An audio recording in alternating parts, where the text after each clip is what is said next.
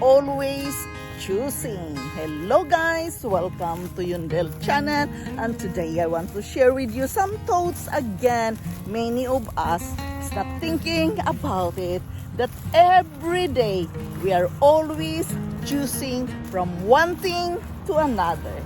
How can we really be aware of all these things, guys? Awareness, mindfulness is a part of it. Yes, every day we are always choosing from one thing to another. And it is very important that we know what we choose, because it will take the consequences if we are not going to choose and decide correctly. Welcome.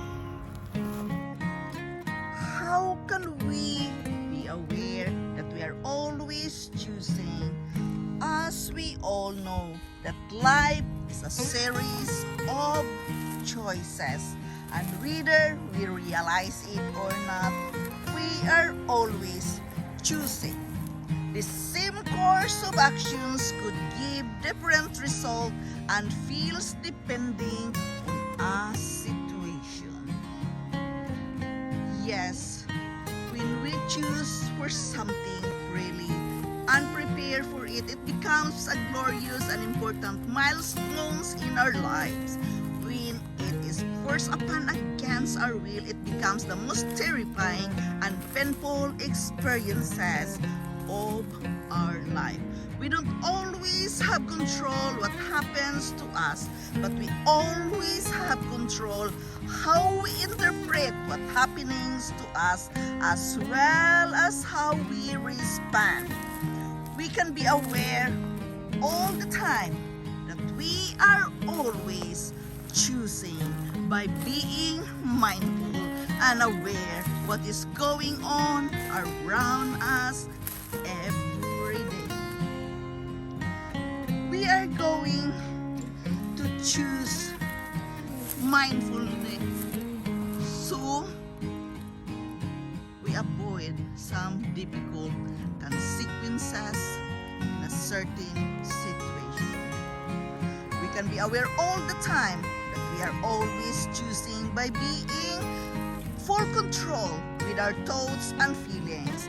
We must always have self-discipline with ourselves. So whatever happens to us, we are in control how we react and respond to it.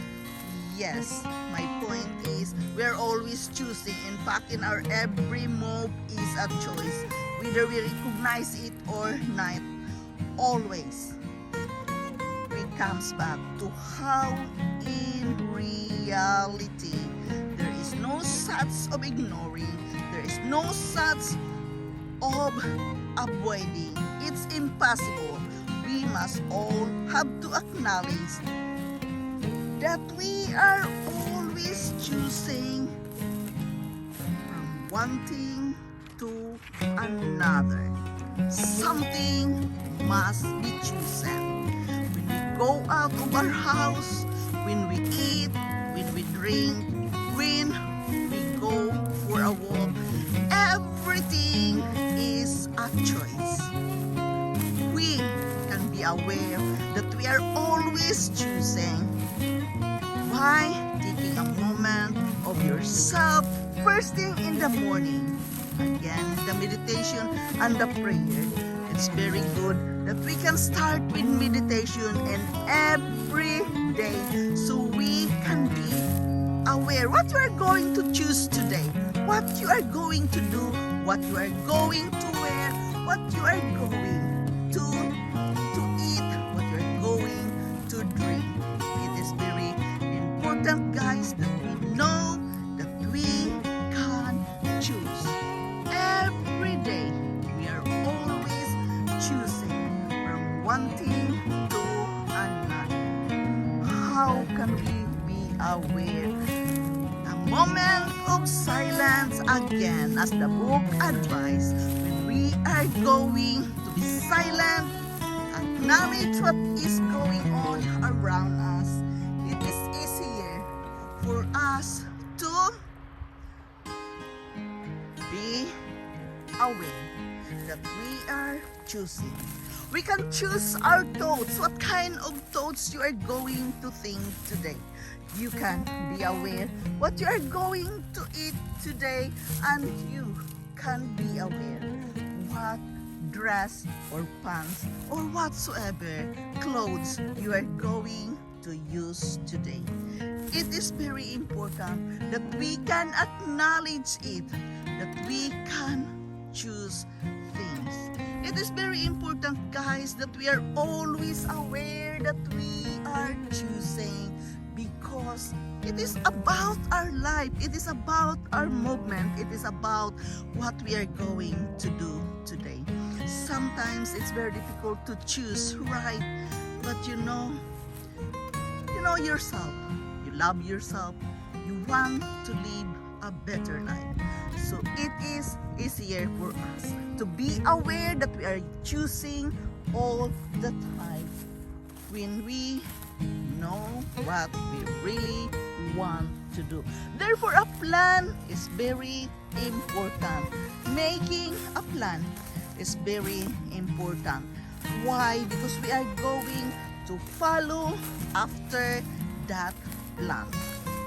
So guys, planning is very important. You plan what you are going to do. You plan that you are going to change your life. You plan that you are going to build up a business. Everything is a choice.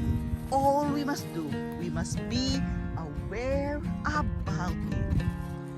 Yes, it is very important that we know how to choose.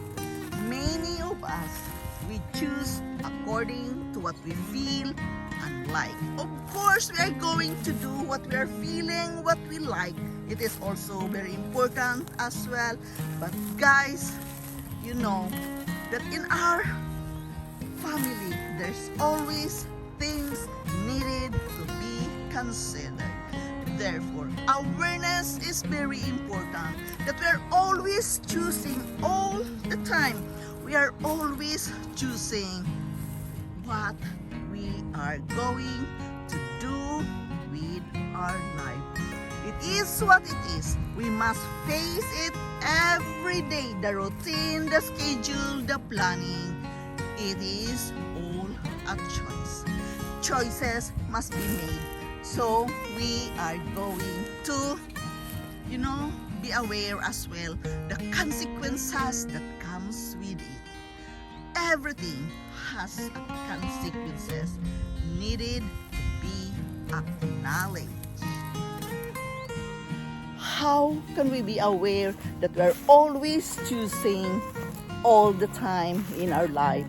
Yes, guys. For me, in my case, it is easier for me to think that I am choosing right now. I am aware about it, the plans, the schedule, the routine. I am following every day. Awareness, mindfulness is a part of it. And all these things is easier to follow when we can silence ourselves for a moment. Clarity of mind is very important, that we are always really choosing all the time. Awareness is very important, that we are always choosing what we do every day. The routine, the schedules, the plans is all choices. Again, guys, this is Yundel. Thank you so much for tuning in today. Thank you so much for following here in my channel today.